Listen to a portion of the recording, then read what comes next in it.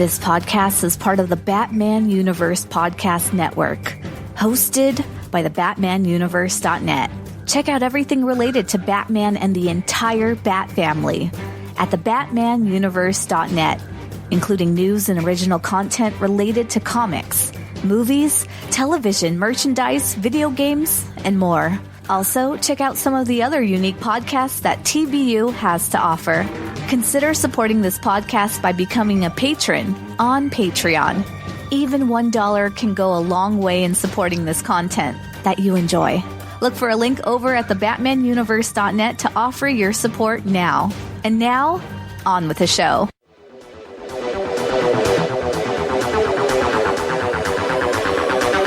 Future State.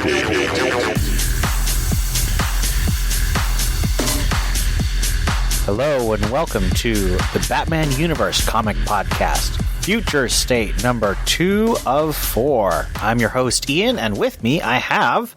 This is Steph. And this is Theo. And today we are recording our reviews and commentary on the next Batman number 2, including backup stories Batgirls and Gotham City Sirens, and Dark Detective number 2, including backup Red Hood story. First, we'll get into a little bit of comic news.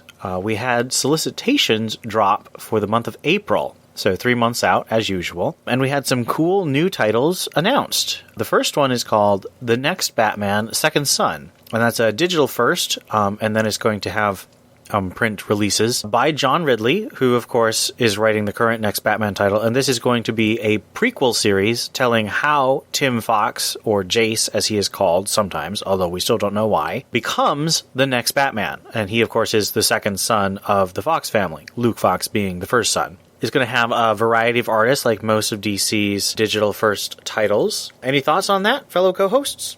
I'm excited. It should be pretty good, and it's a relief. I kind of thought this was all we were getting in Future State, and it's not bad, but you literally don't know why this guy is Batman. So I'm very glad they're doing it justice and coming out with a full story. Yeah, I'm with Steph. I'm excited about this. I know Ian mentioned him in the name Jace, but I think we're going to see a little bit more about why he may have picked up that name as well, seeing that this is supposed to be a prequel. So perhaps we'll see that at that point. It makes me wonder whether or not this is the rest of the 5G story we're getting, or if this is something that's brand new. But I'm kind of leaning towards the 5G angle and trying to get as much of that out as possible. But I'm excited for it. I think this is the right move. I'm still quite annoyed that this isn't what they did to start with. I feel like we should have gotten this story starting in September of last year, and we could have gotten excited, and we would have been, this is who Tim is, and this is, or Jace, or whatever. We would actually know what his name is and why he's called that. Like, I am excited about things because I know things about them, and I want to know more. I don't like this thing where they're like, well, there's a new Batman. He's probably a Fox family member, but we're not saying his name. And then we drop the news that Tim is a Fox family member again. So I'm excited. I'm just still also annoyed that this is how they're doing it instead of telling the story in a way that I think would organically get people excited. But this is the way to go. So even if I think it's backwards, I think this is a good plan. And my co-hosts are going to have much excitement about the next title that was announced, which is Robin, written by Josh Williamson, illustrated by Gleb Melenkov, who is illustrating the backup with Josh Williamson for Damian's story. And as far as we can tell, Damian is going to be Robin. I know some people are disagreeing because they're not seeing Damian is Robin in the solicits, but it's called Robin. Damian is the only member of the Bat family that we're seeing highlighted. So what do you all think about that? I am too excited for words. I'm excited. I'm happy. I am actually going to withhold judgment. First of all, of course, I can not ever not want a Damian book, but I am going to withhold judgment to see how the backup stories look first, and that's nothing against Joshua Williamson. But it's just lately DC has had a problem with really presenting Damian. And, everyone who knows me knows that I've only cared to see one person or one team characterize Damian, that being Peter Tomasi and Patrick Gleason. So I'm going to withhold judgment. Still excited for the book, but I will withhold judgment on everything else. I think this is a good choice. I'm a little concerned because I think Williamson's a pretty good writer, but I worry about his voice for the characters. He's featuring Ravager, Rose Wilson, the daughter of Deathstroke, and a character who looks like Deathstroke but is not Deathstroke, according to Williamson on Twitter. The first arc is supposed to be a kind of tournament, which some people are very excited about, some people are annoyed about because Lady Shiva and Cassandra Cain aren't in the arc, although Williamson did say they would mention the characters, so I think that's a good note that he's aware of that. Gleb Melnikov is an artist I first noticed doing a digital first issue of Superman Man of Tomorrow earlier last year, and I really liked that art. It looked a lot like Victor Bogdanovich or Greg Capullo. Has that same sort of spiky, sketchy look and a really square-jawed faces, and so I think that's a very appealing style. We'll see if he's got enough time. He's done some of the backups for the Future State issues, and they feel really rushed. I do feel like, despite the fact that they clearly had a lot of lead time for Future State, some of the art teams were very rushed, which is odd. Didn't Williamson also mention that Maya might show up at some point in time too? Yes, he did, which I am very excited about. Yeah, me too. I really enjoyed those two as a team. Absolutely. The next title announced is Batman: The Dark Knight, which is a future story written by Tom Taylor. It's a miniseries, I think 7 issues, written by Tom Taylor, illustrated by Andy Kubert, inked by Sandra Hope, and colored by Brad Anderson, so just phenomenal art team there. This is the third future Batman story we're getting, though. We've got Bat-Cat by King and Clay Mann, then we have The Next Batman by Ridley, and now we have Taylor doing Batman: The Dark Knight. What do you think about this overwhelming number of future Batman stories? Well, I mean, yeah, kind of, but at the same time, like, there's only, if you're going to tell a non-canon story, you can set it whenever you want. And so the Batcat story is kind of all over the gambit. It's past, present, and future. And Taylor can write Batman any day of the week as far as I care. Like, I don't care when he writes Batman. I think it'll be awesome. And I don't know anything about the other one, but it's fine. I mean, whatever. If they were all written at the same time, we'd be bored with that too. So I think it's great. Yeah, back in the day, I was lobbying for Tom Taylor to take over Detective once Tomasi's run was done. So having him on a Batman book is a-okay with me. I'm okay with it being a future book. I actually think future titles, books being set in the future probably are easier to write, simply because that future isn't guaranteed to happen, and as we know with the DC universe, sometimes the past doesn't either. But I'm okay with this. I think the future books just make it a little bit easier because you're a little bit more free to write the outcome of the story if which you can't always do when writing some type of prequel or something of that nature. So I'm okay with this. I'm looking forward to this. Tom Taylor. I think that this will be a very exciting sort of action-packed story with some dark. I mean, it's Dark Knight, so it'll have some dark overtones and probably some social commentary, which seems to be one of Tom Taylor's things. I don't really enjoy his social commentary, so I'm not looking forward to that. But the art team alone is definitely something I'm going to check out. So we'll definitely have something to talk about, definitely. And sort of running counter to what I was saying about all the future titles, we have Batman Scooby-Doo, which is traveling back in time to year 1. in another mashup, this is I think it's a digital anthology, which will also get some printed ones. That's going to be co-written by Shawley Fish, who did a lot of the previous Batman, Hanna-Barbera cartoon mashups, including the Birds of Prey Scooby-Doo gang crossover, which I really liked. I thought that was really well done. We probably won't be covering this on the cast, but I thought it was fun and went counter to the trend I was noticing about future titles. Any thoughts on that? I don't care for Scooby-Doo. Yeah, I'm not all that interested. Yeah, I'm likely to pass on this one. We also have print announcements for several digital titles. Challenge of the Super Sons is going to start releasing in April. Harley Black, White, and Red will receive a hardcover print with a bonus story. So those are fun for collectors who want to get the hard copies of their stories.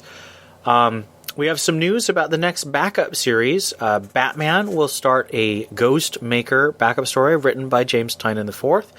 And Detective Comics will have a Huntress backup story written by Mariko Tamaki, who's also writing the main story, with artist Clayton Henry, while Dan Mora does the main story arc. And I really kind of came over onto the side of Ghostmaker in the last issue of Ghost Stories, just before Future State started up. So I'm excited about that backup, and I'm a huge Huntress fan, so I'm very excited. She's getting a backup in Dark Detective number 3 coming next month, written by Matthew Rosenberg and drawn by Carmine Di Giandomenico.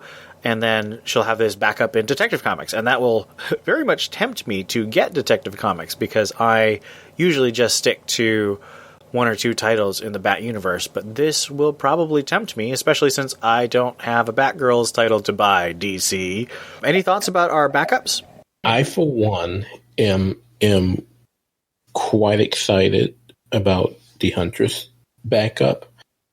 Mariko Tamaki she's doing some work. She's been quite busy, because I believe she has either a miniseries that's coming out on the Marvel side as well. So she's putting some work in. I got to give her props.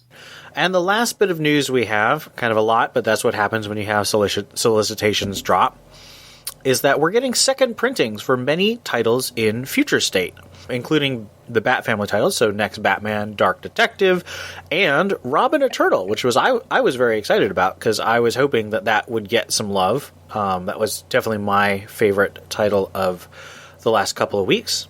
They're getting these cool second printing covers. So DC's usually done this thing where they'll have the main cover, but they'll color it all red for their second printings, and I don't like that. So I'm really happy to see that they're doing sort of designer covers. So Jorge Jimenez was doing these things where he had like a full-length profile of a character and then various sketches of their costumes or little scenarios that they're in as sort of a design concept for alternative covers. And these second printing covers are going to have the same thing, full length, and then details of the costume done by the main artist of the book. And I think that's just really cool. I really like the main covers of these books. They're very painted, look very high-tech and sort of cyberpunk, but these designer things are added value. So, I mean, I'm honestly kind of tempted to get the second printing of Robin Eternal, just because it is such a cool cover. But we'll see if I feel like it when it actually comes out. But if you weren't able to grab, especially something like Dark Detective or Next Batman, because those sold out at my store, a second printing could be good news if you just want to get caught up on the series. So those are coming. Keep your eyes peeled for that. It makes me wonder what the initial print count on the first printings were. It was kind of low. Okay. So they printed a little low because there wasn't a whole lot of extra orders. But whatever the case is, I think it's always good to have second printings, because it means people actually want more of these titles, want to be caught up on the stories, want to have them in their collections. I wonder if stores were a little gun shy from previous events that turned out to be a bit of a slog. They absolutely were a little gun shy. I mean, I've been talking to my store owner and the main selling employee, and they talk about how there's just a lot of uncertainty and hesitance on the customer side. But when they got there, people were interested. People got some word of mouth. People heard about it on the internet, and they came in and bought it. So I think that's all good. And they are all good. Like, even the ones that I don't love are still very enjoyable. Well, we'll talk a little bit about that this time because we have some ups and downs. But to get straight into that, let's start a review of the next Batman. I gotta do a birthday wish. We have to do a birthday wish. You're correct. Oh no, no, we don't. Yes, we do. No, we Today is my good friend Cassandra Cain's birthday, so we have to wish Cassandra Cain a very happy birthday. Happy birthday, Cassandra, and also to anyone else whose birthday it might happen to be. On Cassandra's birthday, you're a lucky person. I think we shall definitely have some Cassandra Cain-related thoughts. We'll see how positive they are, but they're all positive towards the character from all of us, definitely. All right, so let's get into our reviews, starting with The Next Batman, number 2.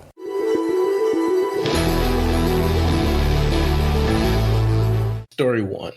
The Next Batman. Written by John Ridley, art by Laura Braga. Batman arrives at the scene of a murder and inspects the evidence before him. After reviewing video surveillance of the event, Batman is confronted by magistrate foot soldiers looking to take him out. He disposes of his adversaries right as reinforcements arrive. Batman doesn't have the same amount of success, and as he makes his escape, he takes a bullet to his side. As he speeds off on his cycle, he calls a contact and asks for assistance in analyzing the video of the recent murder. As the call ends, he drops the phone to the ground, knowing that it's no longer useful to him. At Gotham City Hall, Tanya Fox is meeting with Mayor Nakano. She is trying to convince the mayor that his anti-Max shoot-on-sight law won't stand up to a true legal challenge. The mayor wants to hear nothing of this and stresses that Tanya's job is to ensure that the law passes muster. He questions her commitment to his plan for making Gotham safer. She questions the need for the peacekeepers and their firepower. Nakano suggests that Tanya speaks to her husband, since all of the magistrate's weaponry comes from Fox Tech. In an empty cargo container along the docks, Batman nurses his gunshot wounds, questioning his ability to handle his war with the magistrate. He reaches out to his contact again, who tells him that there's no info on the murdered victim, named Jafevsky, from earlier. He does, however, know the location of the people responsible. The contact sends the coordinates to Tim, who takes off to find the murderers. At the scene of the earlier murder, GCPD comb over the evidence while magistrate troops investigate Batman's presence there. They offer no assistance to the police and promptly leave when they receive word of Batman's whereabouts. In another part of Gotham, the two responsible for the murder walk down a dark street, hooded and still carrying murder weapons. They find themselves face to face with Batman. One quickly charges the Dark Knight. Batman quickly gains the advantage over the assailant before the other hooded person, or female, gives up and begs Batman to stop. They admit to the killing. They accuse the dead victim of being a child predator who coaxed their daughter to meet with him, where he murdered her. After the police failed to bring any justice, they found someone on the dark web who would help them plan their next move. Once it was done, they had to disappear for good. Batman had to understand what they were going through. They had to have justice for their daughter. But Batman was the last person they needed to worry about. The magistrate has arrived.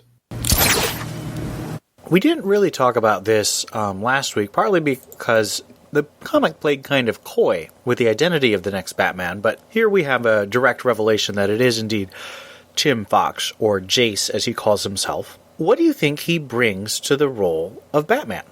One thing I really kind of liked about this, it was, what's it called? I guess non-omniscient, very present tense narration. So, like, he'll do stuff like, I don't know, I can't think of anything off the top of my head, but he's expressing things as he's feeling them at the time. So it can change or suddenly it's different. And so I do like that voice. I do like that he does seem a little unsure of himself, but overall he's just really determined to do the right thing. So I like him. Like, he's a little bit of a new Batman type character, but I still think I am enjoying him. He's not Bruce, but that's okay. He's not. And Tim seems to be a good guy. Yeah, he's not Bruce. I see a little of Bruce, but not too much. He's still unsure of himself, and we've seen that now in both issues where he's kind of guessing himself in certain aspects. But once he's very determined. He's very determined, and he understands himself to be who he is when he's not second guessing himself. So when he's in that determined mode, he goes all out. And I think his past, considering what we'll get when Second Sons come out, will kind of make him more understandable.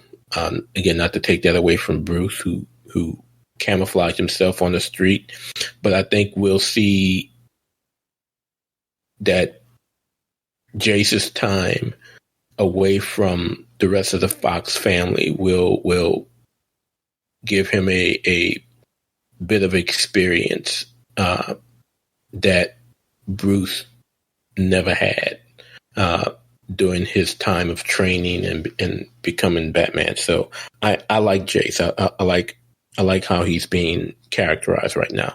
I still think of him as Tim Fox just because we don't know why he calls himself Jace, and I think that name just doesn't feel right, which is part of why I'm frustrated that we don't get to know his backstory until after his main story is over in the future.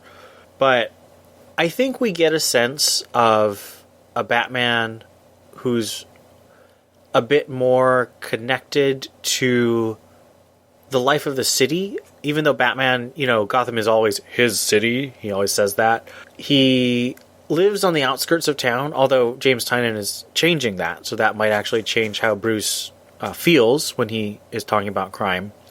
Now, Tim comes from a very wealthy family, but he does, of course, have the fact that he's African American that sets him apart from Bruce Wayne.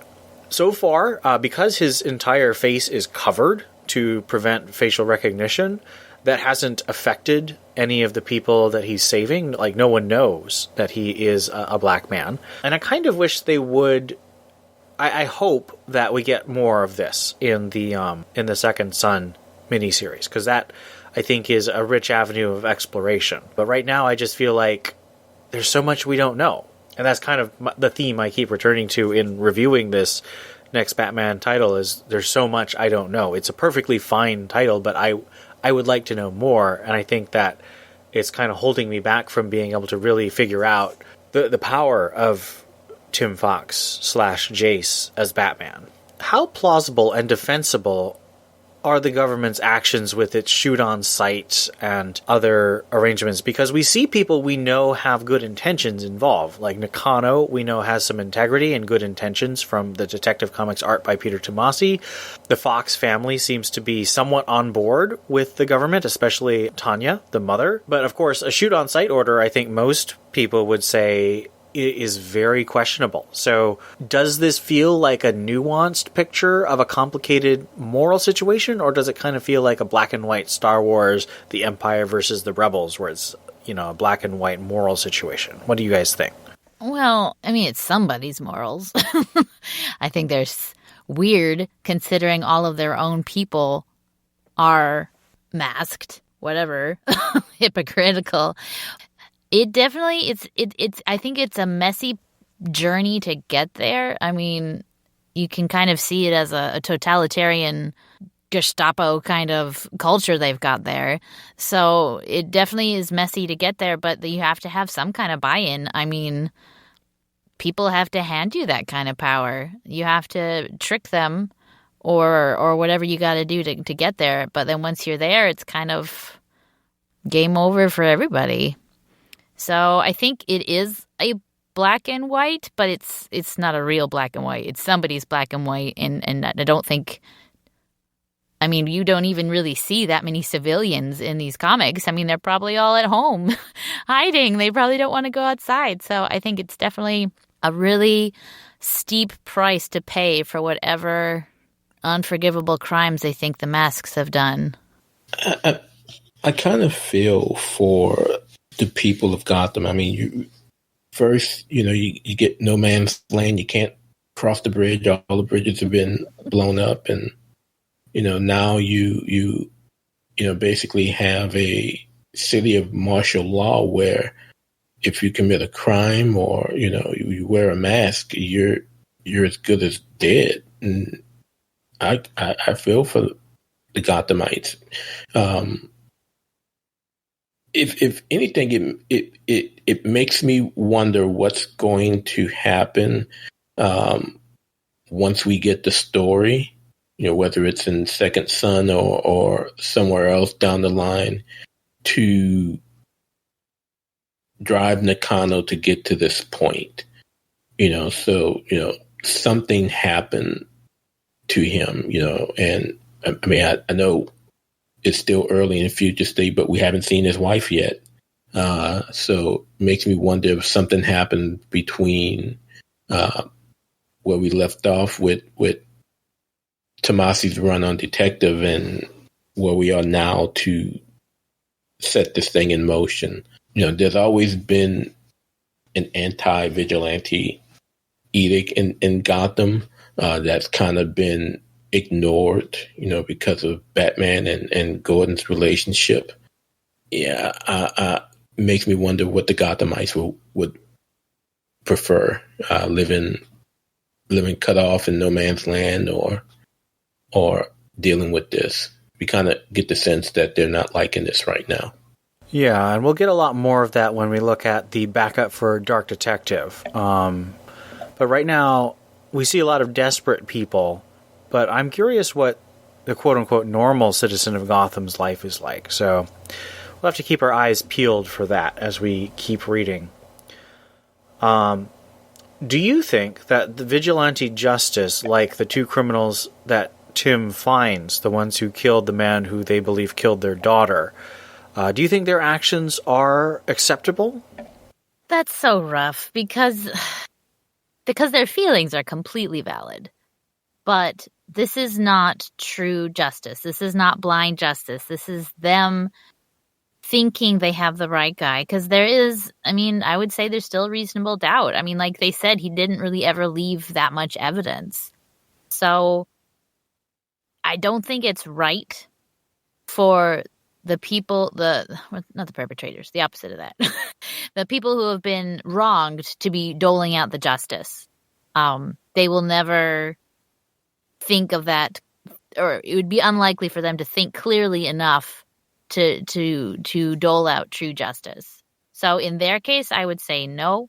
But when your government doesn't care or isn't doing anything about it and is too busy on a stupid quest to get rid of masked people and they don't care about the normal people anymore, then you just feel like you're between a rock and a hard place. What are you gonna do? So I can completely empathize, and I would be hard pressed to think I might do something. I guess I wouldn't murder.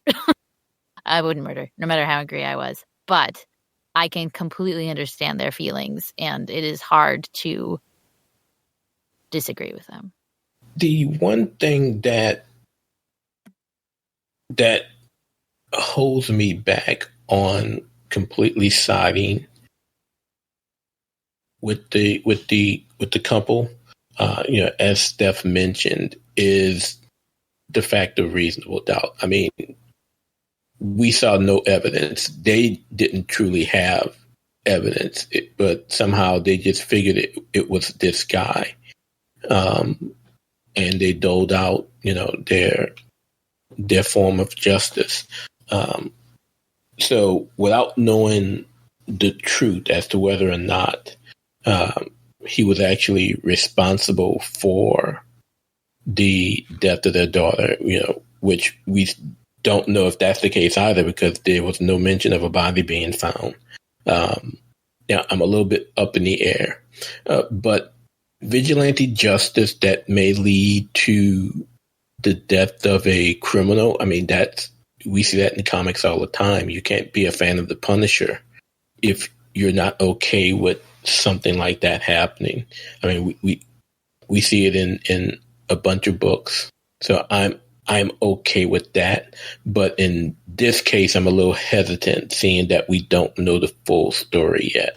Well, and I think that's a great point about the Punisher. I think that most of us who like superhero comics, and I call Batman a superhero even though he doesn't have superpowers, like the idea of people who look at a system that, whether it's a mostly functional system like Metropolis in the Superman comics, or if it's a really dysfunctional system like Gotham in the Batman comics, every system needs help from ordinary citizens. And the idea of a system that requires someone to go out and be, a costumed hero is exciting for us, because there's a lot of injustices that slip through the cracks, or we feel they slip through the cracks. I don't know statistics, so I don't want to make a definitive statement that a lot of criminals get away. I don't think that's true. I could be wrong, but I just haven't studied that.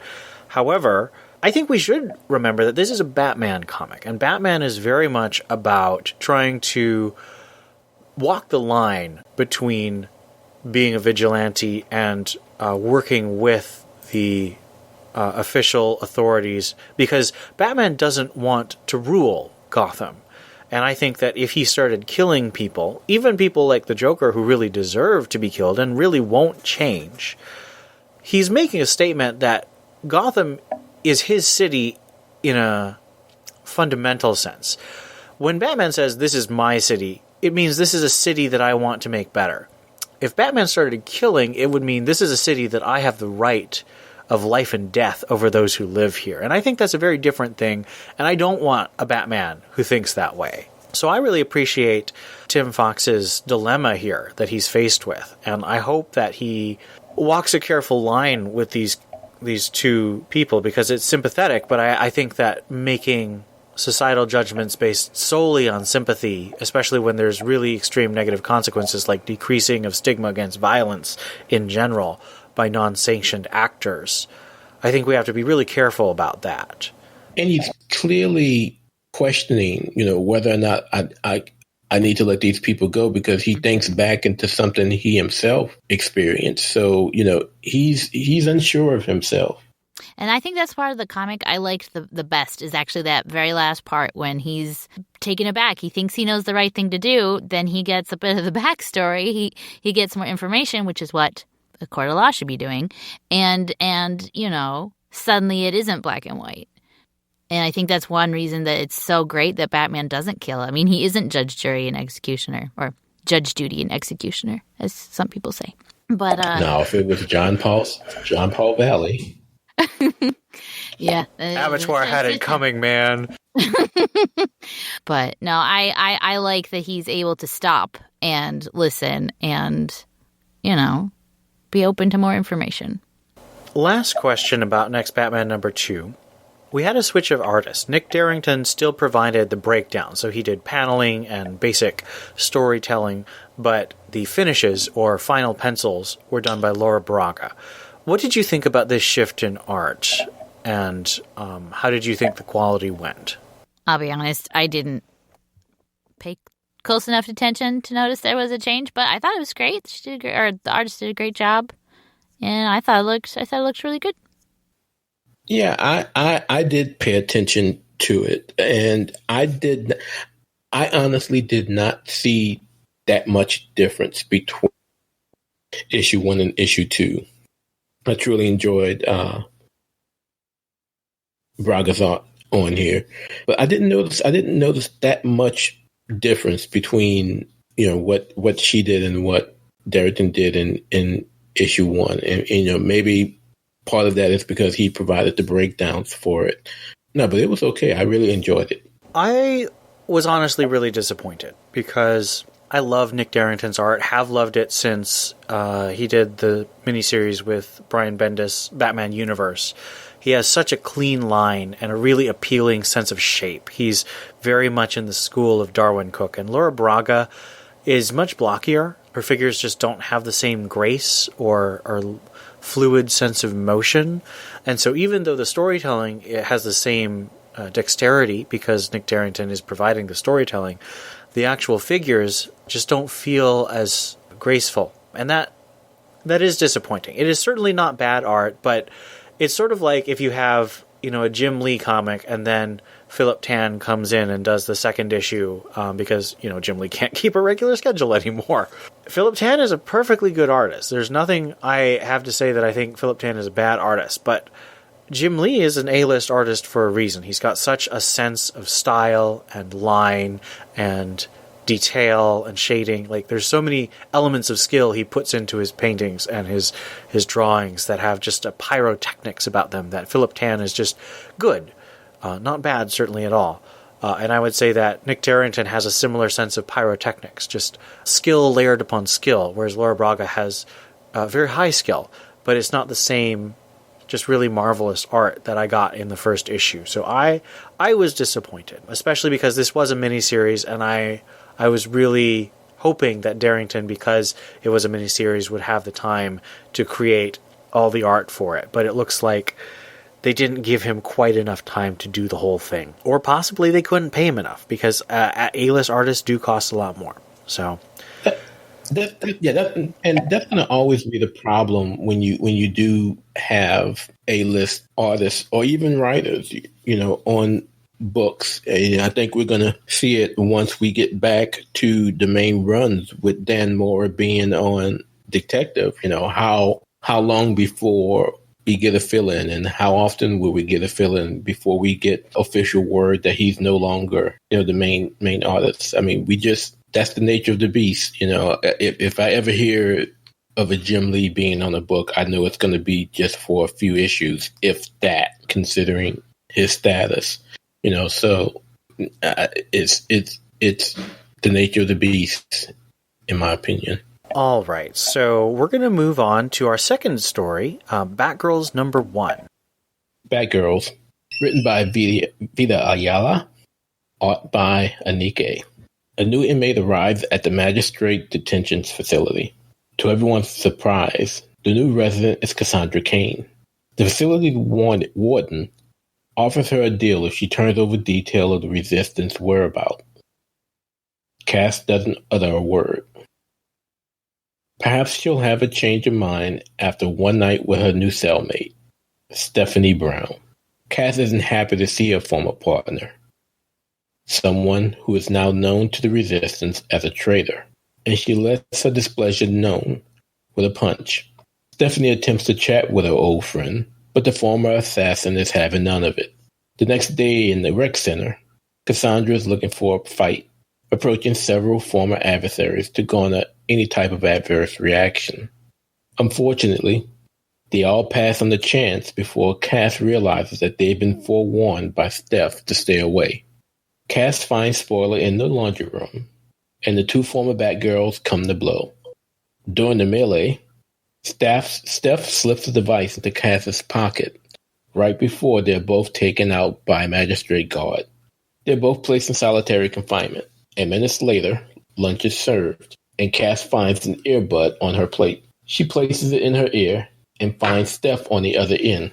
She's jamming surveillance with the device she placed in Cass's pocket. Spoiler recites a passage from Book 5 of the Odyssey, and Cass realizes that she and Steph are both on the same side. Steph explains how her own mission was given to her by Nightwing after Oracle went missing, and how the person known by all as the traitor to the Resistance was actually still fighting the fight. Cass, in turn, explains why she allowed herself to get caught. There were rumors that Batman was still alive, likely under the detention center. Little did they know, however, that Bruce wasn't beneath the detention center, but it was Barbara Gordon, unconscious and connected to wires, and subconsciously relaying the message that Batman was alive. The two devise a plan. The next day, the plan springs into action, with Steph convincing the inmates, both heroes and villains, to distract the guards. A riot is about to start.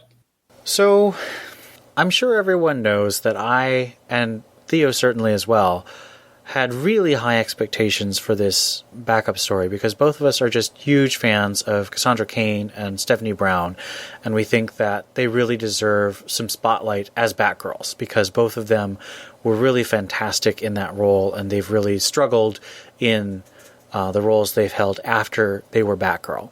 I I was disappointed. Maybe because my expectations were really high, but I think that there are serious technical issues with this story that I don't think had to be the way it was. So let's start off with a question. Do you think the conflict between Steph and Cass is believable?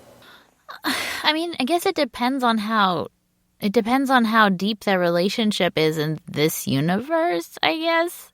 Because I feel like if they, depended on each other and were Batgirls together and fought crime together, I feel like there should be more of a benefit of the doubt, I guess. Like, whenever someone you love who is a superhero and has defied their father and all this stuff suddenly goes rogue, at no point does anyone think, maybe they're being a double agent, because that always seems to be the case, because their personality can't suddenly change for no reason. I don't know. It just seemed like Cass should have had some idea that Steph was being a double agent. I don't know. Maybe she doesn't watch as many movies and read as many books as I do. Well, that's something that's very frustrating because Cassandra Cain's one of her huge abilities. She's not a meta, she doesn't have superpowers, but she was trained from birth to read body language, not verbal language. And so there's two real problems with the way that Cass was written in this story. The first is she's really chatty and very eloquent in a poetic way, and that's not Cass. Cass doesn't have that sense. The other thing is she can tell if people are lying, so she should be able to see from Steph's body language that she's not, that there's something more. Even if she can't tell exactly what's going on with Steph, she should be able to figure out that Steph is not this kind of bad girl that she's pretending to be. And she's completely clueless the whole time. And I think that was not well done. Yeah, so in case nobody knows, that was Ian channeling his inner Theo with his expression of disappointment. And, my disappointment comes as a big fan of Vita Ayala and a lot of her work, not only on the few Batman stories that she's wrote, but her other works either in Independence or at Marvel. And, the one thing that just truly just irked me with this story is her characterization of Cass and the voice that she gave to her, which she doesn't have a voice. It was tough for me to swallow, considering Cass's history, Cass's expertise, her knowledge, and her training, not just with what Batman has taught her. It was really hard for me to accept that.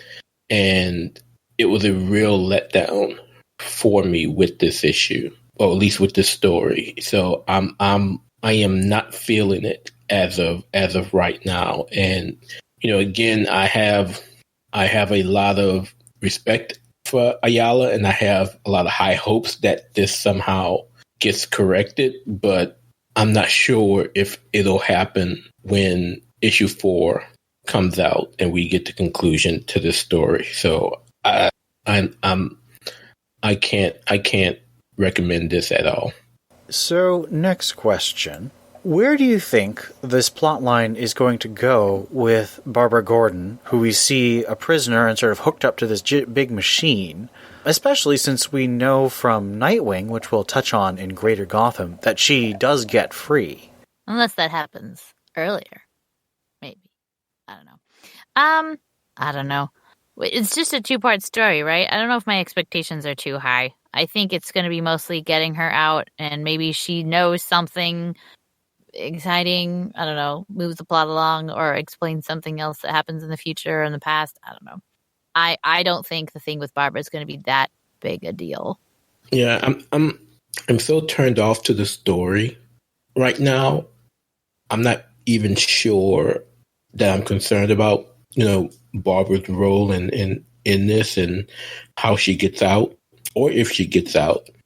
Yeah, I don't know. There's only so much you can do in 2 issues, especially when those issues are, regular page numbers and, not expanded issues. So I'm not sure. We do know, Barbara comes back at some point, but I'm not sure how it happens. I am hopeful that they rescue Barbara relatively soon, because I really want the second issue of this mini arc to kind of redeem the wobbliness of this first issue. And I think that a good interaction between Barbara and Stephanie and Cassandra could go a long way in doing that. I do like seeing pieces pop up in different places.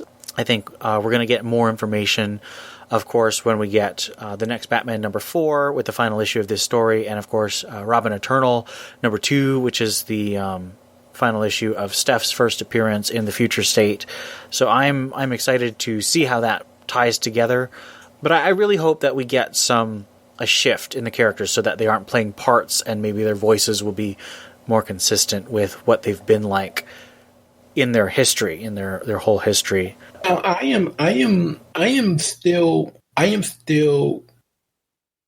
not certain of where in the future state timeline this is, and I'm only saying that because in the story we see that Croc is there and is in jail in one of the cells. Two-Face is. Steph spoke to Jefferson, which I'm assuming is Jefferson Pierce, aka Black Lightning. So we don't know if that happens before he becomes Pure Lightning or not. So I am still uncertain with where in the timeline this is. Yeah, Ivy appears to be there. It's a little hard. There's a few redheads in the prison cells. Like, there's pretty much everyone is in these prison cells. So it makes it really hard to pinpoint. And didn't Steph say something about being in prison in Robin Eternal? No, I don't think so. I think she sort of said that she retired or something. It was, I think, deliberately vague, because here we have her revealing that her plan was actually something she devised with Nightwing, because she was feeling really distressed about all the changes and the lost people from Bruce to Barbara. So she really wanted to be active, and the only way she felt she could do that was by going undercover.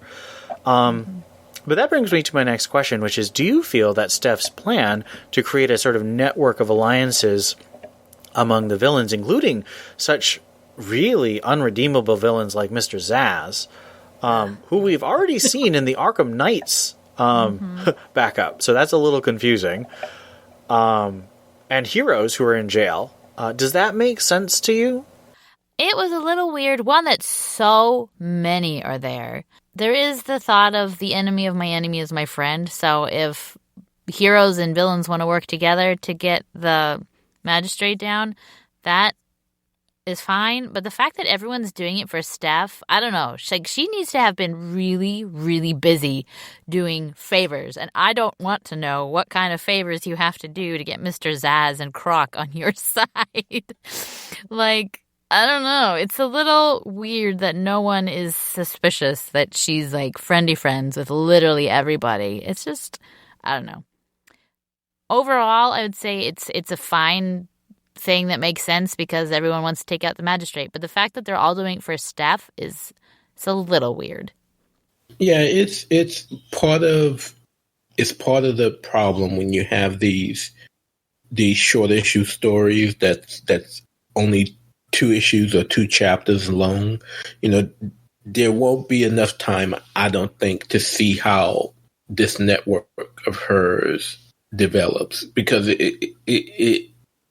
it does seem that she has some influence over both sides, but both sides also, still have an issue with her, because some do refer to her as the traitor. And traitor was actually the name on both sides. So it would be interesting to see how these relationships were cemented in the time that she was there. Well, that really brings me to one of my other criticisms, and this is that the decision to set 90% of this story in the prison in the current time frame rather than telling it from the beginning of the flashbacks. And I could see a lot of different ways you could do this. You could have it all from Steph's perspective as you see her, making her plan with Nightwing and then getting into prison and forming those networks.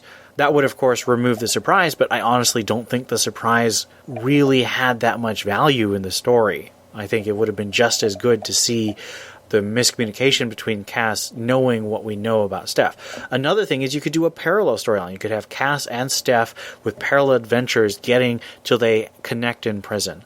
I don't think that this drawn-out misunderstanding between Cass and Steph really adds much to the story or their characters. And it really creates so many questions of plausibility that I think it was not worth the sense of turn that the twist about 2/3 of the way through added. So I just think structurally this was a big mistake to set it in this time frame instead of having a longer time frame showing the different plans coming to fruition. That would have prevented a lot of these questions from coming to our minds when reading. Last question. Aniki is doing the art here. What do you think about the way she's portraying Stephanie, Cass, the one shot we have of Barbara, the prison? How does this story work for you visually? I didn't think there was anything super exciting about it. I mean, she just fine. It's great. There's absolutely nothing wrong with it.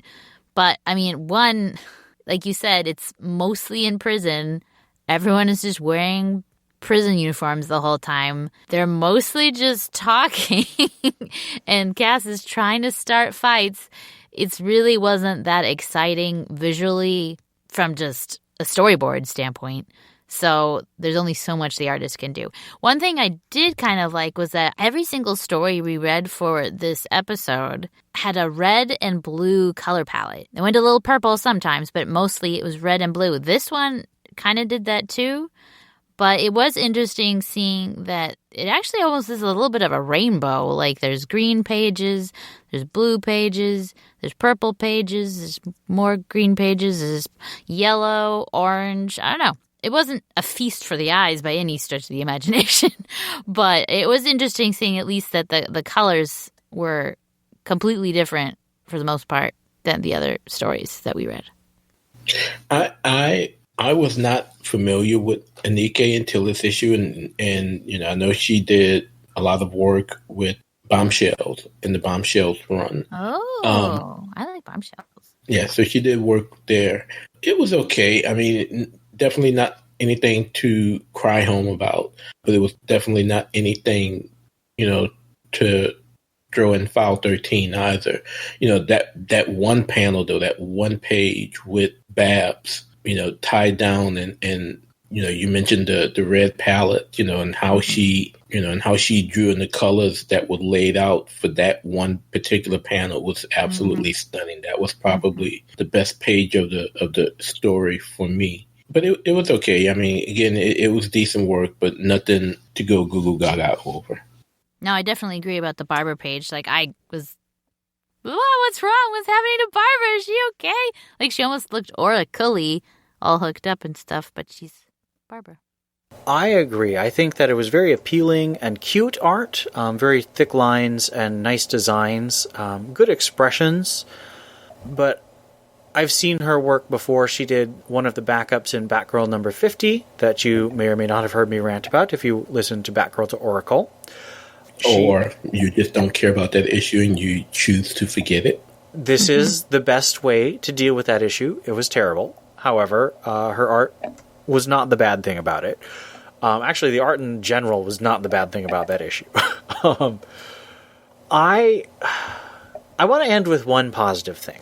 I did really like the moment between Stephanie and Cassandra where Stephanie says, once a Batgirl, always a Batgirl.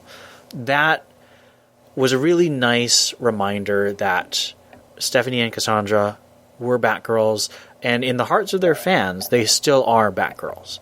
And I hope that DC is going to do something with that. Now, the solicitations for both March and April give us nothing with either Cassandra or Stephanie, which is very disappointing. But given the fact that most of the solicitations we have for March and April are directly coming from Future State teams, and given that this team does not seem to have a very strong handle on Stephanie and Cassandra. I am actually very okay with them taking a bit more time to try and either get a better handle or find a better team for this particular group of characters. So, a little bit of positive stuff from me at the end of this review. Let's move on. Would you be upset? Would you be upset if I said I thought that line was corny? It is corny, but compared to most of the other lines, it was just much better.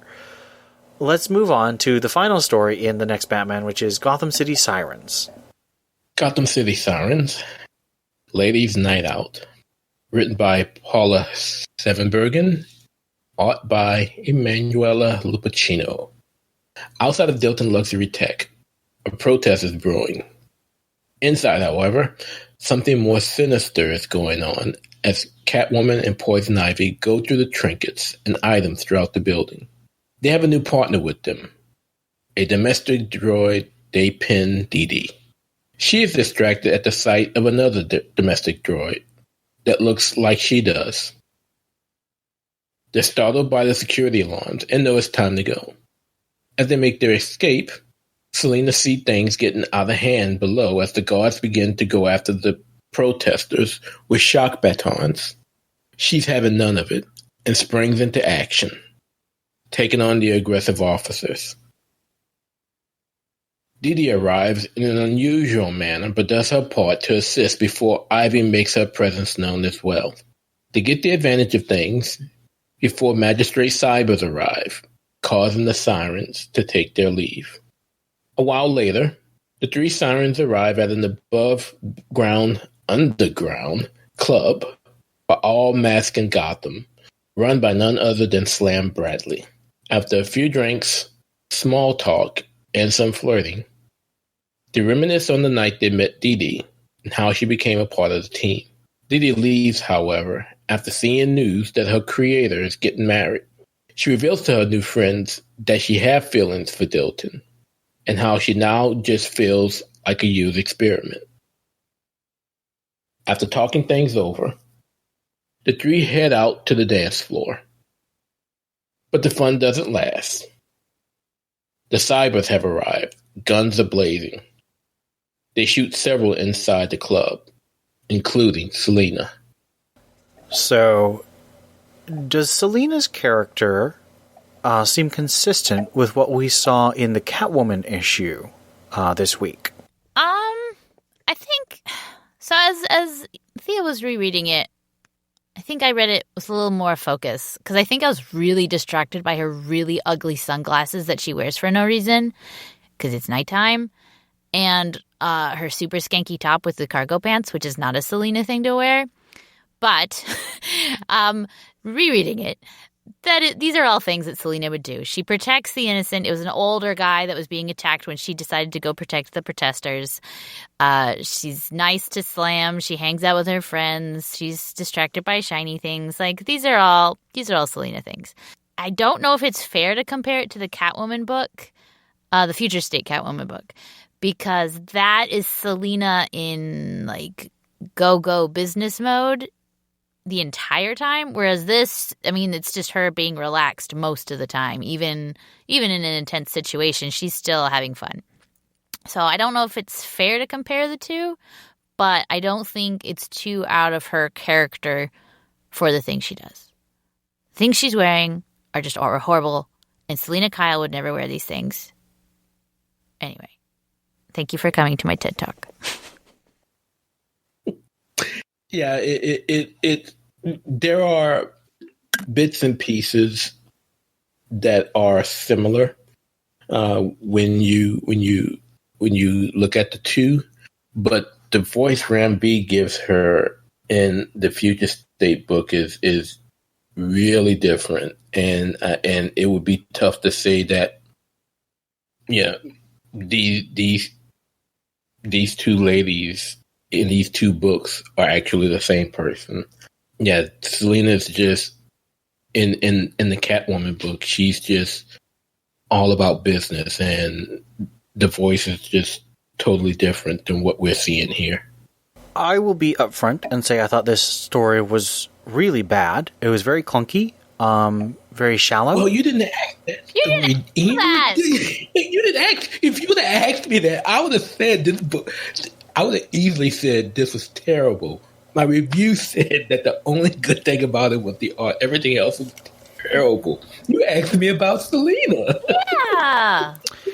Well, you will get your chance. I am glad that Steph had such a well-reasoned and thoughtful and tolerant answer about Selena, because I think that Selena was written orders of magnitudes more shallowly than Ram V wrote her in Catwoman, and I really wish that Catwoman had been the backup here. Emmanuel Lupacchino does a good job with the art, but as Steph says, the designs are bad, and Ivy's outfit is just, what are those giant pink pasties on her fishnet top? I mean, who would wear that? And this is completely in line with what I expected, because I did the review for Catwoman, which was written by Paula Sevenberger, which was just as obsessed with, for some reason, cleaning domestic labor and just skanky exploitative stuff. And there's nothing wrong with some sexy art or women looking beautiful, but this is just skeezy. It does not seem like thoughtful or even very much fun. So I will release my co-hosts to give their true opinion on this story. It was definitely the weakest, 100%. I think I did enjoy it a little bit, especially after, because the droid actually hacked me off at first, but then when I got to know her backstory a little bit, her voice made a little more sense, and her dialogue and stuff like that, it actually ended up being a little cute, because like basically her world knowledge is based off of like early 2000s HBO television. So that actually was a little cute. But yeah, it was weak. I didn't quite understand what they were doing or why they were doing it, and I didn't care. And yeah, it's just like they said, ladies night out, let's go to the party and get Slam Bradley murdered. I mean, whatever. But I don't know. There was no heavy emotional investment on my part. Maybe I am spoiled by past Gotham City Siren stories. This was not. And, this story probably could have made the entire issue, the rating I gave this entire issue, even less than what I did. I just, there wasn't much of anything outside of the art that I enjoyed with this. I'm not looking forward to the second part, although I just want to be sure that Slam survives. Yeah, this could have been a 2-story issue, and it would have been perfectly fine. No disrespect to Paula, but I just did not feel this at all. So let's give our rating for the overall, all 3 stories of The Next Batman #2 out of 3 faceless Batman masks. Out of 5? Yeah, out of 5 faceless Out of Batman 5. masks. I guess a 2.5.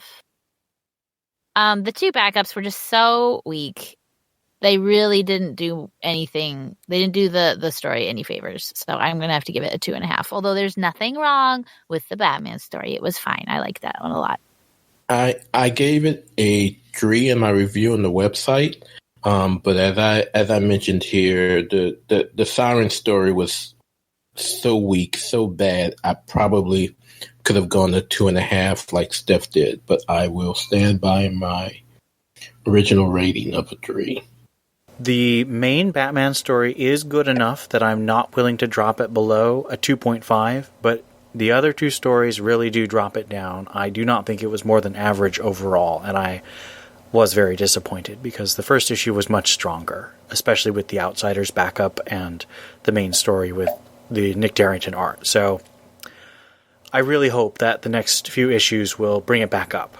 Let me do a couple of intermission stuff. So we would love to know what you, our audience, thinks about this podcast. Please give us some comments on Twitter or leave us a review on iTunes or Stitcher. We read all our comments and feedback. We unfortunately did not get any this week, so we can't read it. But if you send us an email at tbu@thebatmanuniverse.net or on our Discord server, which you can join if you go to thebatmanuniverse.net, and there's a Discord link. It's very easy to join. We have lots of good conversations there. Let us know what you think of Future State, the second half of our first month. There are going to be 4 episodes covering Future State.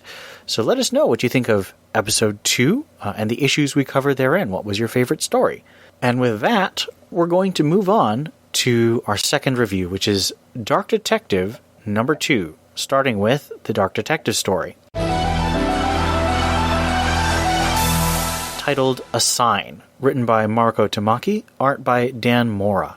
In the present, Batman fights cybers, seen in Robin Eternal, giant mechanical soldiers, in a warehouse.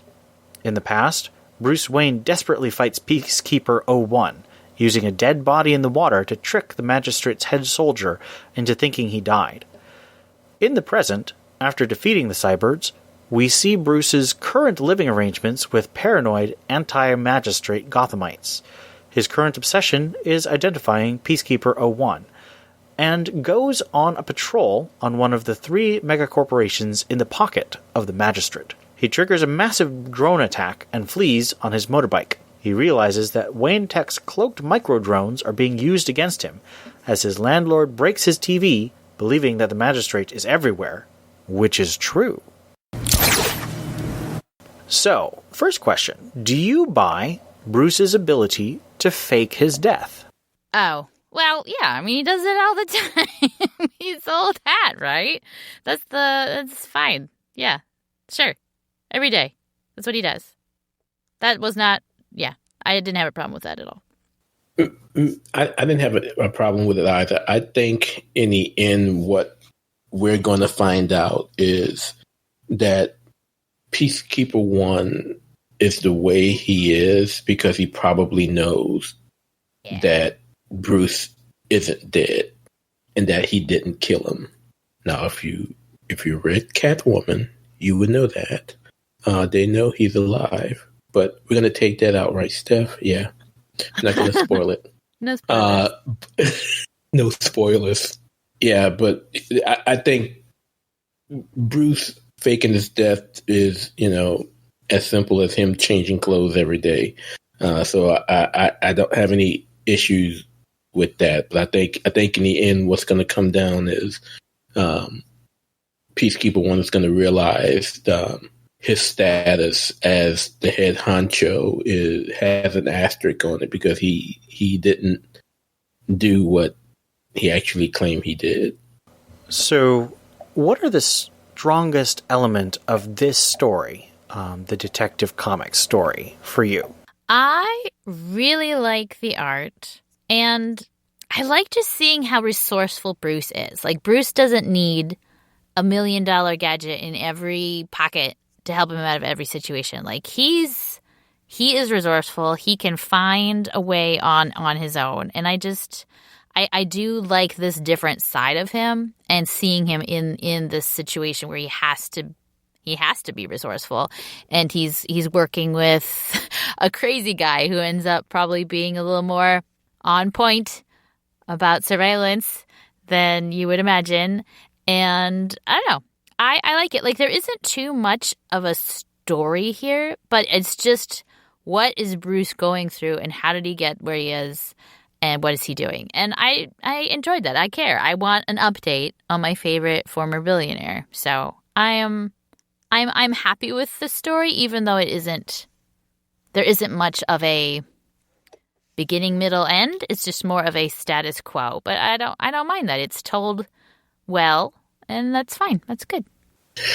I think, and I say that as the box has all of a sudden crashed on me, I think the best part of what I'm seeing with Tamaki's story is kind of what Tynion is beginning to do in his Batman run. And what we're seeing is more of a Bruce that may have been seasoned by his time living in Gotham proper, compared to being away in Wayne Manor. You know, he's using tactics that he might not have always used as billionaire Wayne Manor Bruce Wayne, but now as millionaire in the city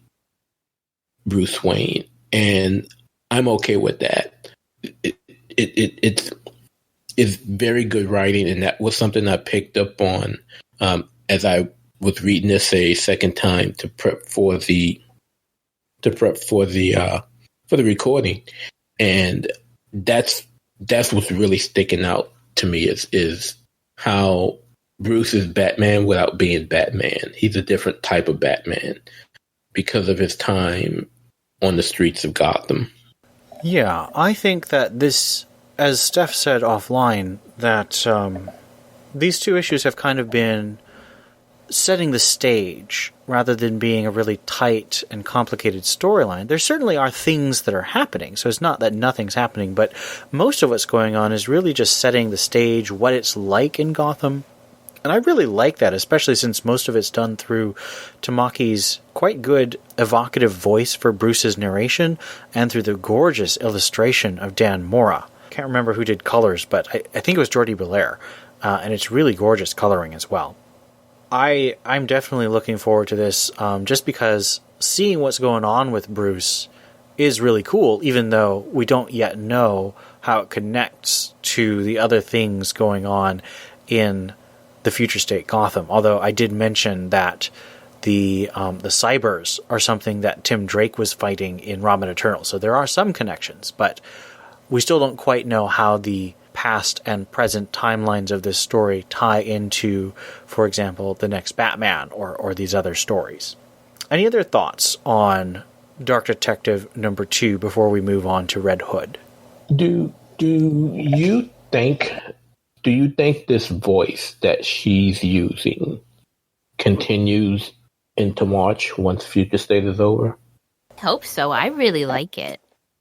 I think it's a good voice. In fact, I was just thinking about that. It's like, why are we being so hard on all the other stories? And this one is just not even a story, and we seem to like it. Because it's fun to read. It's about the voice. It's about the delivery. It's like you could be reading me a Starbucks menu, but as long as your voice is good and you're making it moderately interesting, I will listen to you read me a Starbucks menu. I just think it's so well told.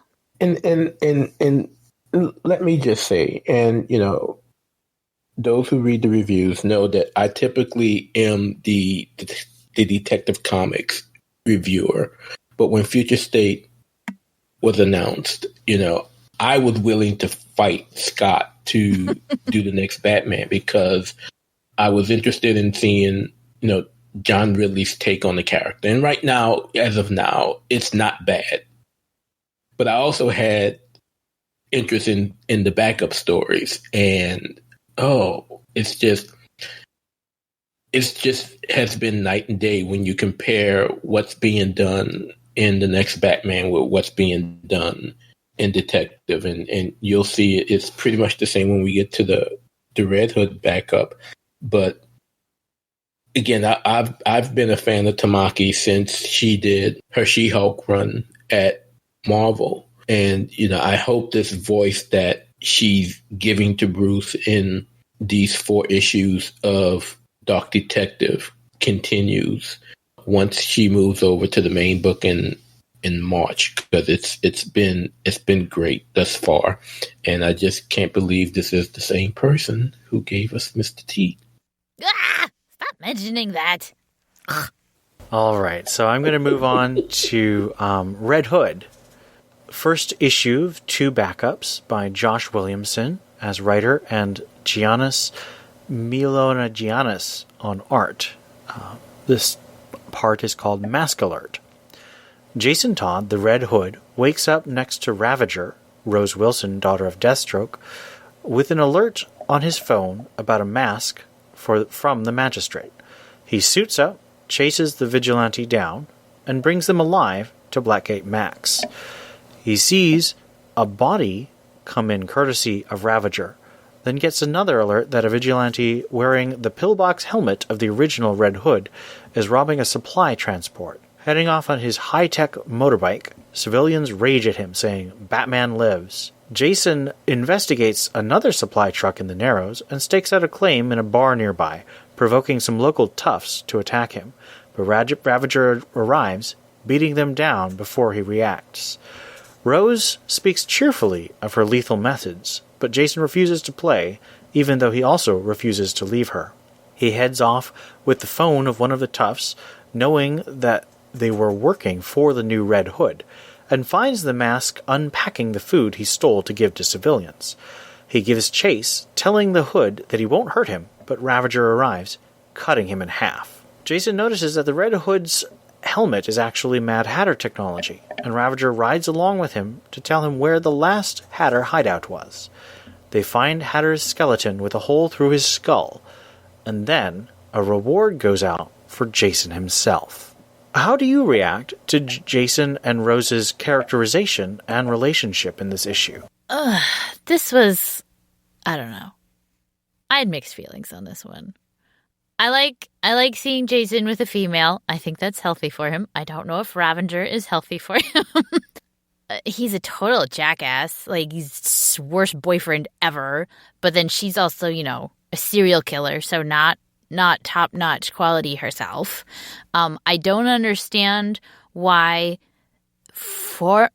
why these masks are allowed to work for the magistrate, especially without, super awful magistrate outfits on. I don't know. It seems a little weird that they're allowed to just wear their normal gear and work for the magistrate. I think that's hypocritical and stupid and doesn't make sense based on every single person who's arrested by the magistrate, especially people who don't wear masks. Like Ivy and Catwoman don't wear masks.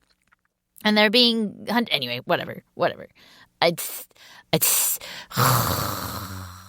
the character. I don't know Ravager that well, but I feel like Jason, he didn't kill anyone, so that's nice, I guess. But I don't know. I couldn't feel this story. Like, it's not that I didn't get into it, but I just couldn't. Jason was just so standoffish and such a jerk. I just didn't like him. Yeah, in this universe, for me, Jason should only be with Artemis. Yeah, Artemis.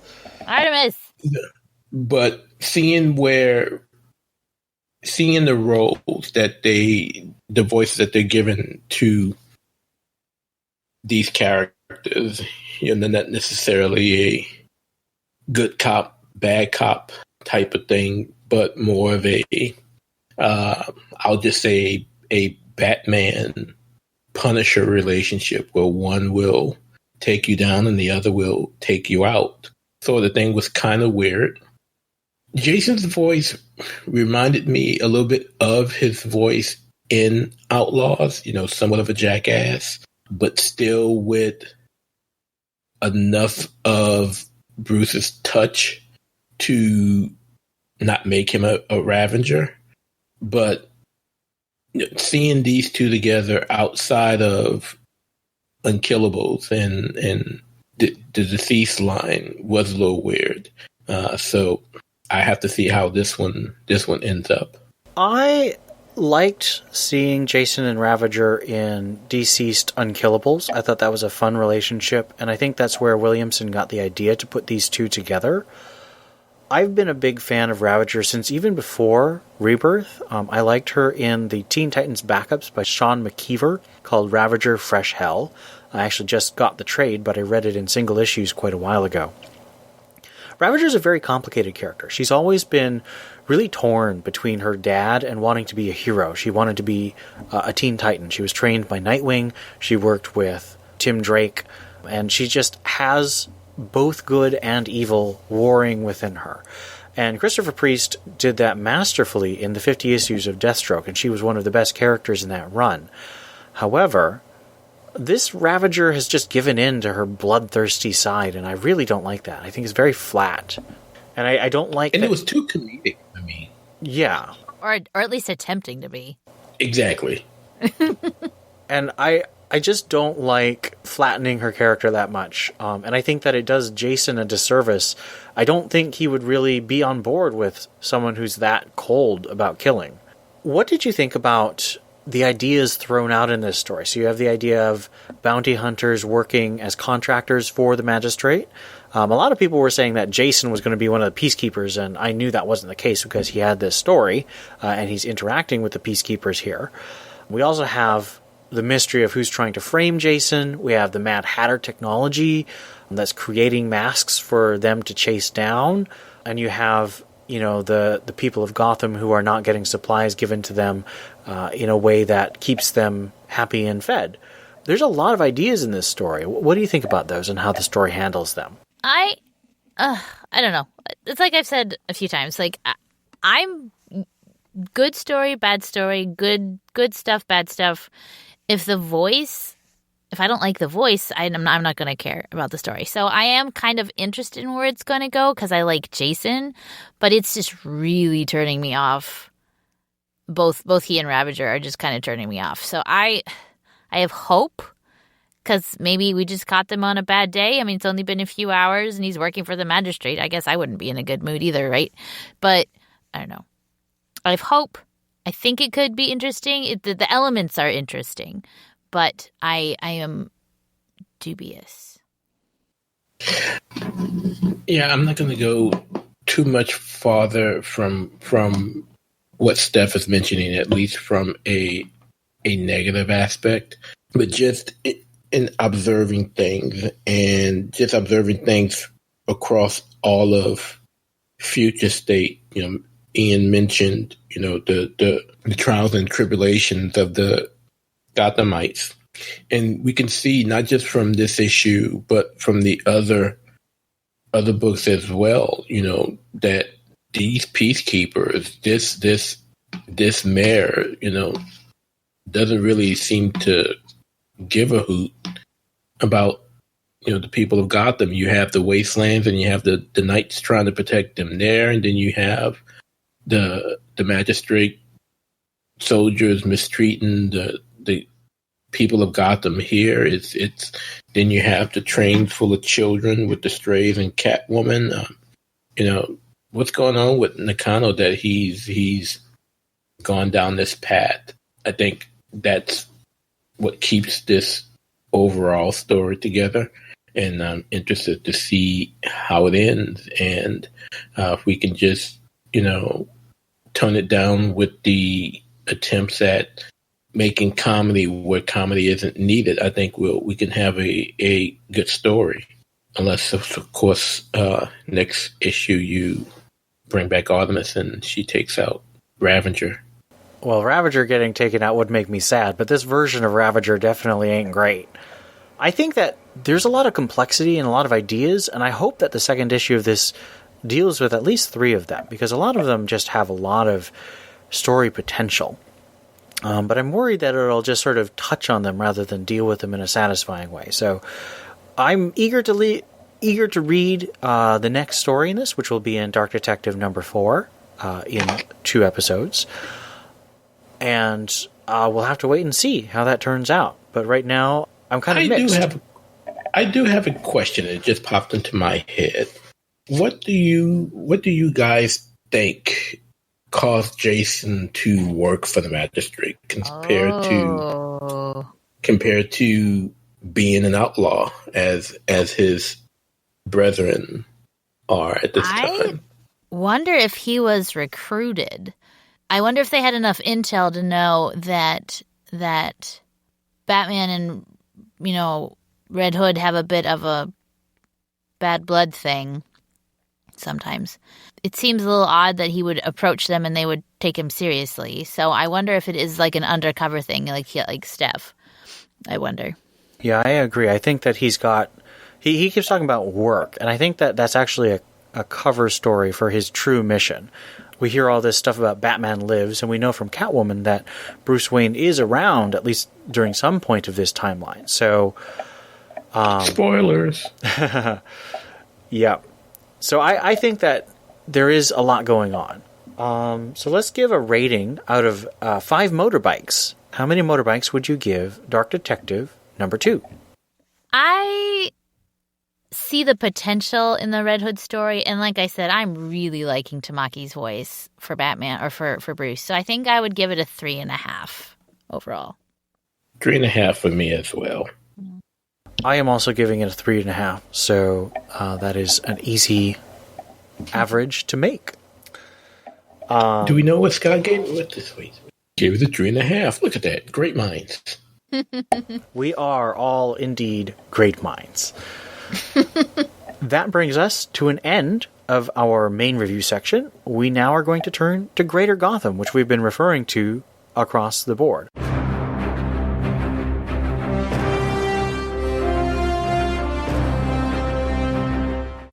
First issue in Greater Gotham that we want to talk about is Nightwing, and that has art by Nicola Scott. What did you think about this story? It sets up a meeting between Dick Grayson and Tim Fox as Batman, and they gear up for a final confrontation against the forces of the Magistrate in Arkham Asylum. I think I liked this one. I think it started a little, not weak, but sort of dull. But I did like it. I mean, it has Dick taking his shower, which is always a good thing.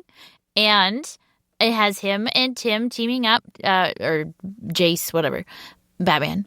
And yeah, I thought it not oodles happens, but I think overall I did enjoy that one. Yeah, I enjoyed it too. I think it sets up a lot.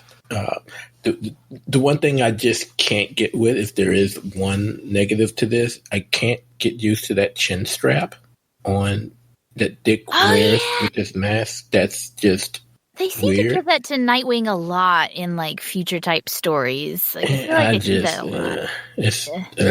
It just looks weird. Get rid of it. But it's definitely going to be fun to see him and Jace take on the Magistrate inside the walls of Arkham Asylum and see how that turns out.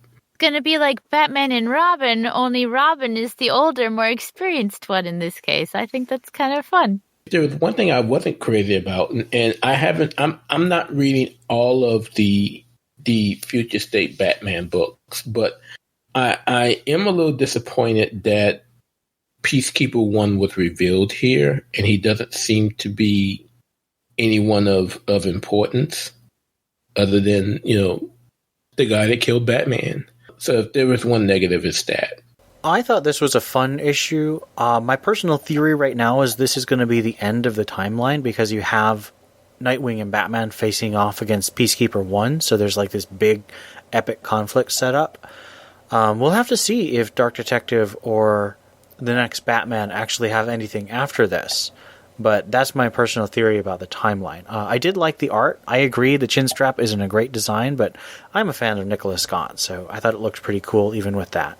And if it's the end, it really did do well in showing and telling just how tired Nightwing is. He's like, I'm just so sick of all this. Like, I know they've tracked me here. I'm fine with it. I took a shower. I smell nice. Like, let it come on. Bring it on. I'm just so tired. Yeah, I agree. I thought it was a good build-up. Mm-hmm. Next piece from Greater Gotham is Catwoman, and this is by Ram V with art by Otto Schmidt. This was a gorgeous issue and really tightly written. Very cool use of technology in this cyberpunk setting, and surprise reveals about Talia al Ghul and Bruce Wayne being alive and transported on a train. That I thought this was a really excellent issue. What'd you guys think? I liked it too. I don't think I was crazy about the whole thing. It was exciting. I mean, it's like a train heist thing, and there's timing and special gadgets and getting on the train, blah, blah, blah. But that final reveal, I actually was pretty on board and excited about that. Like, just Talia showing up being disguised as someone else and her wanting to save Bruce. And it doesn't seem like Catwoman knows Bruce is there. And I'd never met Onomatopoeia before. He's a little silly, but he seems very strong. But Overall, that was a fun ride, and I mean that unironically. I love this issue. Otto Smith is a great artist, and Ram V has me true believer. He is approaching Tom Taylor fandom level with me right now, to where you could put him on anything, and I will likely pick it up. I know he's been doing great on Justice League Dark, and I've heard good things about what he's doing with the Swamp Thing Future State series, enough to where he's getting another series after this is over. But this was just absolutely great, especially with the reveal at the end, which again, kind of makes me believe that this story is somewhere towards the end of the timeline of Future State, with Bruce being captured and guarded on the train heading to parts unknown with the rest of the Strays. Yeah, I'm a big fan of Ram V, and this only continues my fandom of him. I agree. I just thought it was so well done with the tension and the plotting. Everything was tight and cool, and it just was really fun to read in a way that made you feel smart rather than having to turn your brain off to understand what's going on or to enjoy what's going on. Which was more of a shock, for you all, the Bruce Wayne reveal or the Talia reveal? They were both equal. They were equal shocks for me. And really good ones, too. Like, they were the kind of shocks that make you go, oh, yeah. Because when Talia's around, you never know, like, is this a good thing? Is this a bad thing? Is she after her beloved to save him? Is she going to stab him in the back again? Ugh, you just never know with her. Well, I am somewhat of a Talia fan, and they were both shocks. The Talia reveal was more of a shock for me, but I don't know. Reading this would make me kill for a Talia Catwoman team up. That would be awesome to see. I mean, they can go to blows like they did in Tom King's run from time to time, and then once they're done, go out and kick ass. Talia's reveal was really, really took me back in a good way. The Bruce reveal wasn't as much because, again, we know from Dark Detective that he's alive. So, the fact that we see him now being captured by the magistrate is a shock, but not as much of a shock as seeing Talia and Selena teaming up to rescue him. I disagree a little. It's not disagree. I have my own opinion, which is the one thing about this whole future state thing that's just been pissing me off is there's not been any Catwoman seeking Batman and no Batman seeking Catwoman. It's like not even like 30 seconds together, like or mentioning each other. Well, I guess she does mention him in the Catwoman book, but the fact that he's in a Catwoman book or in the Catwoman book just makes me so happy. Yes, I agree. That's why they were equal for me, because all of the characters are in place for just such a great finale, and I really hope that it pays off. I think we got a really good Future State Greater Gotham section. The other two pieces we have are out of universe. Technically, this whole thing is out of universe, but the first one is Batman Catwoman number 2 by Tom King and Clay Mann. Catwoman wins and kills the Joker. Or does she? I'm pretty sure he's dead. We also have... Finally. Think she could come back in the past and kill him again? We have the Phantasm chasing after Joker's goons and Joker himself. And in a very animated series type of thing, the Joker turns himself into Batman for protection against Phantasm. For me, Batman Catwoman is really going to be a slow burn. Yeah. Just because there's so many little pieces that have to be sort of set into place. And with this 3 timeline thing, it's going to take even longer than even a normal 12-issue miniseries usually takes quite a while to get everything in place. I'm enjoying the ride so far. I mean, certainly the art is just phenomenal with Clay Mann and Tomu Mori just killing it. Yeah, this is definitely going to require a sit down and reread, maybe even a reread in parts. Like you only read certain parts in order. Like and reading then- it in chronological order? Yeah, like trying to figure out how to read it in chronological order. But yeah, it's going to be fun. I am definitely reading this for the art right now, and that's not to say anything, bad about Tom King, but when it comes to these maxi series, this is kind of the style that he does. There's this slow burn that eventually will pick up into its crescendo, and I'm okay with that. I will most definitely give it another go once the series is done. But oh god, this artist to kill for, Clay Mann, is just, he's so good. I was very upset when I didn't get a chance to meet him when he came to New Orleans a few years ago for our con, but his art is so good.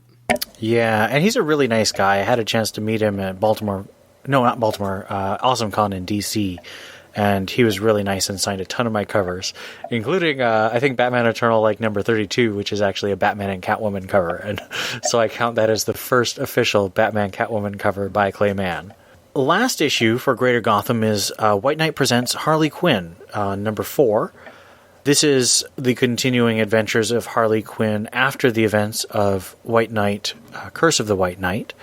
It's a smaller story than the first 2 White Knight stories because it focuses only on one killer rather than all the villains together.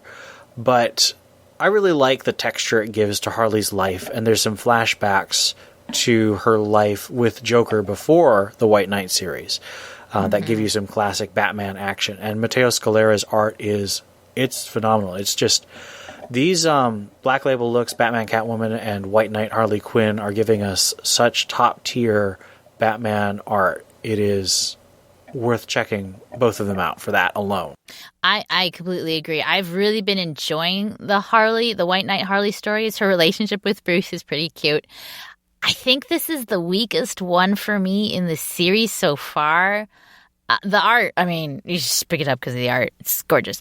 And it's not bad by any stretch of the imagination, but it was a little daytime television melodrama for me in this issue in particular, and just certain aspects of it. But yes, I totally agree. It enriches Harley's existence. Her kids are so cute. I get a heavy Dustin Nguyen. I get a heavy Dustin Nguyen vibe, especially from the kids. So it's just delightful all the way around. Yeah, I am still enjoying this. Sean Murphy, this universe that he's created with the White Knight universe has just been great. And, Collins has done a good job in scripting this story out and putting it together with him. But, Steph and Ian has both mentioned the art that Scalera is doing, and it is absolutely stunning. And there really isn't that much difference between Scalera's art and how Murphy did the art in the first 2 volumes of The White Knight. They're pretty similar, and I absolutely love it. Yeah, it's a very complementary style, so it feels like it's in the same universe, and that's a really big plus. All right. As I said before, we would love to hear what you think about this episode and these issues. Please reach out to us at our email or our Twitter, or leave comments on the website. I think they're still up for a bit. I want to thank our sponsors. We do have a new feature on our sponsor or support page where you can go through our links to give us a little bit of commission money whenever you make a purchase. If you like to buy your comics through Amazon, or you like to buy Lego Batman, or Comixology, or a bunch of other nerd-related online retailers, we have a bunch of affiliate links which can help us out and won't cost you any more. We also have our Patreon, and people who are at our contributor level are Gerald Green, Joshua Lappin-Bertoni, Rob O, Real No Deuces, Tim Garassi, Robert Lewis, Stephanie Mounts, Donovan Morgan Grant, Stanton's Grave, Donald Townsend, Ed Grouse, Theodis Wright, Hannah Garr, Captain America, Mary Garrett, Austin Davis, Johnny McCloskey, and Brendan Roberts. Thank you all for helping us keep the Batman universe on the internet and our episodes coming to you from all different kinds of podcast services. Join us in 2 weeks for Future State Episode 3. In the meantime, I have been Ian, and I have my co-hosts. This is Steph. And this is Theo. Thank you for listening, and we'll see you next time. The last two, brain fart, the two addendum stories. What are those called? Second stories. Dang it! Backups. Backups. Thank you. I gotta forget at least one word every week.